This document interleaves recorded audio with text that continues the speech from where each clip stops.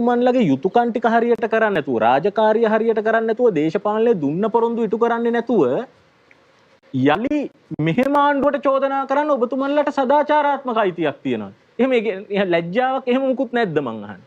ඔව් මෙහෙමයි හරි පැහැදිලිනේ. දැන් පොදු ප්‍රශ්නයක් නේ ඇහුවේ. නෑ පොදු නෑනේ මේක නිශ්චිතව හරි පැහැදිලි ප්‍රශ්න. හරි පැහැදිලි. දැන් තමන්ගේ වගකීම් ඉෂ්ට කරාද නැද්ද කියන කාරණා. අපි පක්ෂයක් විදියට මේ රටේ යුතුයකම් සාවකීම් ඉෂ්ට කරලා තියෙනවා. අපි නිශ්චිතව කතා කරමු. අපි නිශ්චිතව කතා කරමු. බන්ධනාගාර ප්‍රශ්නේ ඔබතුමාගේ ආසනේ කැස් බෑවට පොඩ්ඩක් එහා ඔය මිල්ලේනිය පැත්තේ. ඊට පස්සේ තවත් ප්‍රදේශයකට 2015 ආණ්ඩුවේ යහපාලන ආණ්ඩුවේ යෝජනාවක් ගේනවා මේ බන්ධනාගාරයේ තදබදයට විසඳුමක් විදිහට වැලිකඩ බන්ධනාගාරයේ වෙනත් ස්ථානයකට ගෙනියන්න ඒක පුළුල් කරන්න. දැන් ඒ යහපාලන ආණ්ඩුව ගැන අපේ ව්‍යාපෘතියට මොකද උනේ? කොයි හරියද දැන් ඒක තියෙන්නේ? ඒ ව්‍යාපෘතිය ක්‍රියාත්මක කරන්න බැරි වුණා. ඔව් බැරි වුණා. ඒ හින්දා කරන්න බැරි වුණා. මොන ලැජ්ජනේ? ඒක බැරි වෙච්ච ඒවා උන තරම් තියෙනවා. දැන් රීගේනි ශ්‍රී ලංකා ගෙනාවා. රට දියුණු කරන්න දුන්නේ නැහැ. හරි එහෙම මේක විනාශ කරපු කඩාකප්පල් කරපු ඔබතුමාලා හරි දුර්වල දැනගෙන ඉඳලා තියෙනවා. ඒ කියන්නේ අපි ගෙනාවා කරගන්න බැරි වුණා. අපි ගෙනාවා වැරදුනා. හරි දුර්වල තැනකනේ.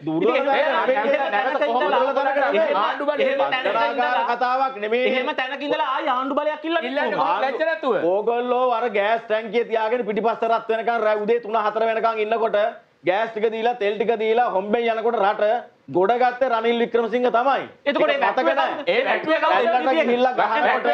ගහලා දැන් කනවා පරිප්පු. එතන වැට්ටුවේ ගෑස් දෙන්න බැරි තැනට වැට්ටුවේ කවුද? පුදුජන එක්සත් පෙරමුණේ ආණ්ඩුවනේ. ඒගොල්ලෝ පත් කරේ. ඒවතු රනිල් වික්‍රමසිංහ නෙමෙයි.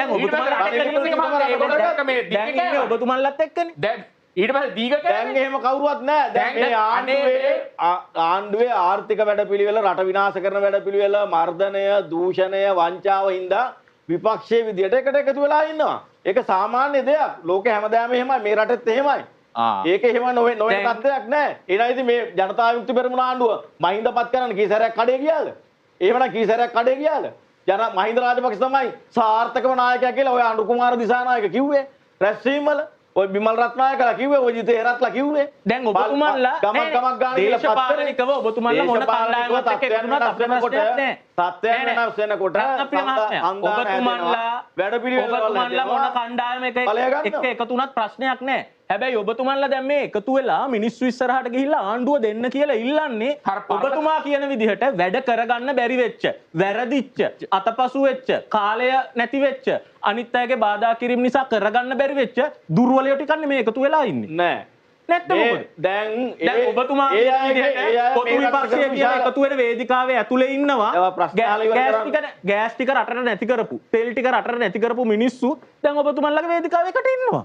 ඉතින් මේ දුර්වලයෝ කරගන්න බැරි වෙච්ච කරගන්න ගිහිල්ලා රට වට්ටපු රට අනාථ කරපු පිරිසක් එක්කනේ දැන් මේ ඔබතුමන්ලා මේ චෝදනාව කරන්නේ. මම අහන්නේ ඒකට සදාචාරාත්මක අයිතියක් තියනවද? මෙහෙමනේ දැන් ඒ රට වට්ටපු අය බලයට ගේන්න ගමක් ගානේ ගියපු එයාගෙන තමයි ඉතාලම හොඳයි කියපු අය තමයි මේ ආණ්ඩුවේ ඉන්නේ. ජනාධිපතිවරයා ඇතුළේ හැමෝම.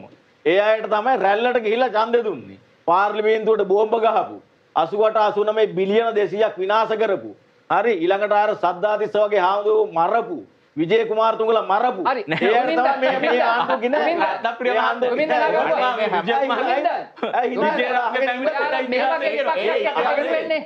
අහගෙන ඉන්න පොඩ්ඩක් මේ වගේ විපස්සක් එක්ක එකතු වෙන්නේ